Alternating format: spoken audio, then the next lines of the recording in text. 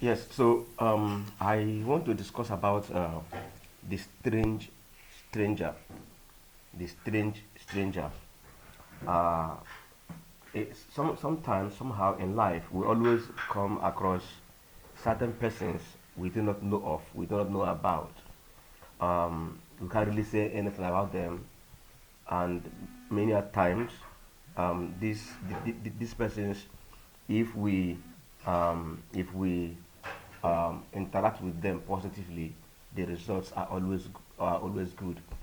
I want to believe that when God wants to change a man's life, He always orchestrates moments and people at a particular time that will bring about change in such a person's life. So this would now take me to the bulk of the message, the cross of the message.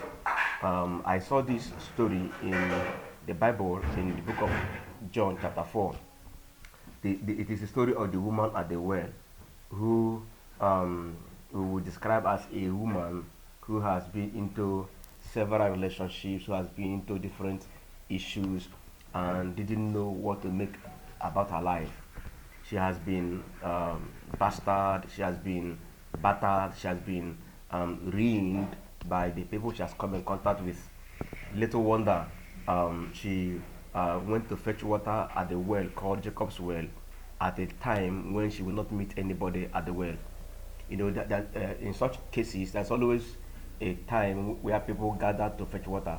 Okay, actually like a marketplace. There's a time for the market. There's a time for fetching of water. But she went at an odd hour when she knows she will not be able to meet anybody. But strangely enough, because it was a moment of orchestration or a moment of change orchestrated by God Himself, strangely enough, she met a stranger at the well. This stranger wasn't actually destined to uh, stay at that well, because the stranger said that he was going to pass through Samaria, meaning that is in John chapter 4, meaning that his journey was not to Samaria. Samaria was only an access that he has to enter the other land.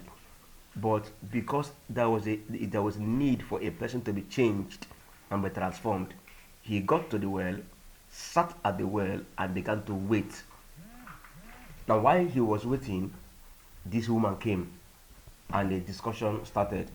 Then he pointed to the woman, and he was the first person to open up a discussion. The woman couldn't talk to him because the woman felt he's a stranger. There's no need discussing with a stranger. Besides, this stranger is also a man. She has been through many problems with men. Then the stranger made a request. The stranger began the discussion. The stranger, first of all, said, "Give me water." She was surprised. This person is from, this person is a Jew. I am a Samaritan.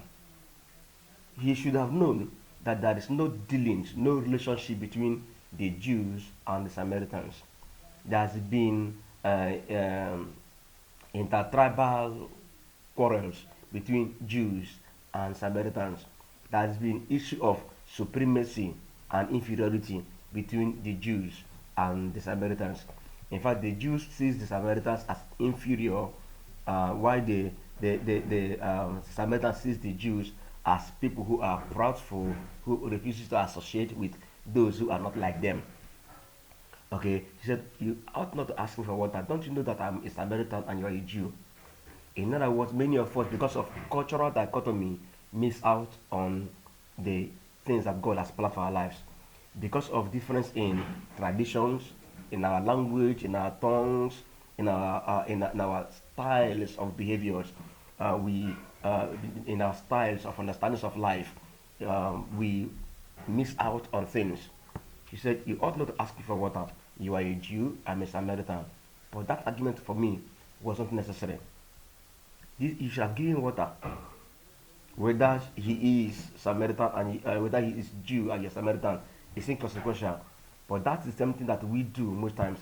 We bring argument with culture and traditions just to present, which necessarily shouldn't count a fact. However, the discussion continued, and then Um, she said, if you know who is asking you for water, you would have asked, and I would have given you water. Question, how will you give water when you do not have a bucket to fetch from the well? The well is deep. Then you want to ask another question. Okay? Even though you don't understand, say, even though you didn't understand that all of us are not the same. We are different. Are you greater than our fathers who drank from this well? They keep coming to drink. They come, they drink, and they go. They even drank and died. And you're promising me water that will flow to everlasting? I mean, it's strange enough. Who is this strange guy? Talking strangely, behaving strangely. She began to have a discussion with the guy. This stranger. Then, I mean, it's funny how many of us see things like this. Then, Jesus now, the stranger, his name is Jesus actually. Jesus Christ now pointed to her and said, okay, if you must do anything further, go call your husband.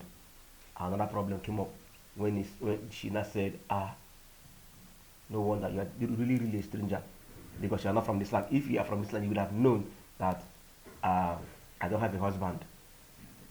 Then the stranger said, I know. You have no husband because you have failed in 5 relationships and the present one is not even helping matters. The 6th relationship is a waste. It is not reliable. And in fact, you want to walk out of it. But yeah, how will we are able to know this? Even though you are a stranger, I perceive that you are a prophet. I perceive that you are a prophet. Then she brought another argument. When she perceived that he was a prophet, she began to bring another discussion. You know, the Jews says the right place to worship is in Jerusalem. The right place to worship is in Mount Gerizim, not in Mount Ebal. Because in Mount Ebal was where the cost was placed, but in Mount Gerizim was where the blessings was placed. So for those of you who found yourself in Mount Gerizim, it is the right place to worship.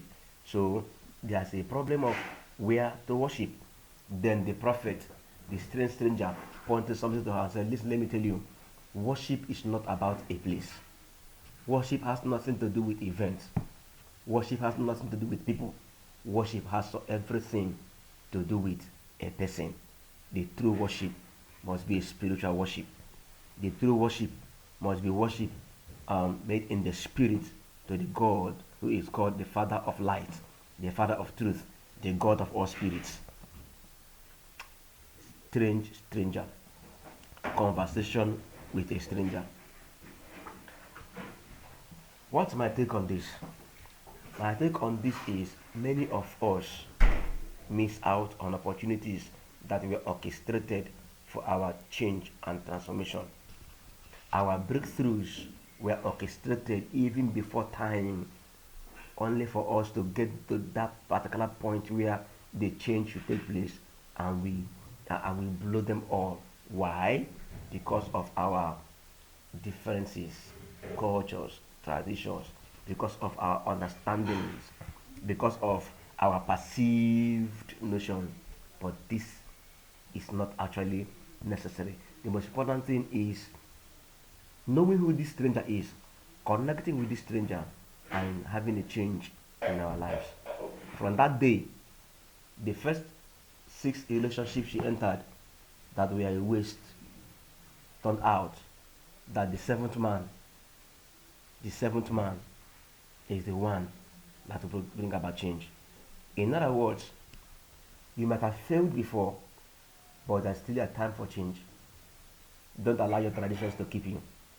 You might have failed in relationships, businesses, failed in one thing or the other, but there is still another time, another opportunity. There is a stranger in the house who will help you turn the things around. Give him chance, and that stranger, Jesus Christ, the one who came from heaven to save you, will give you breakthrough. God bless you.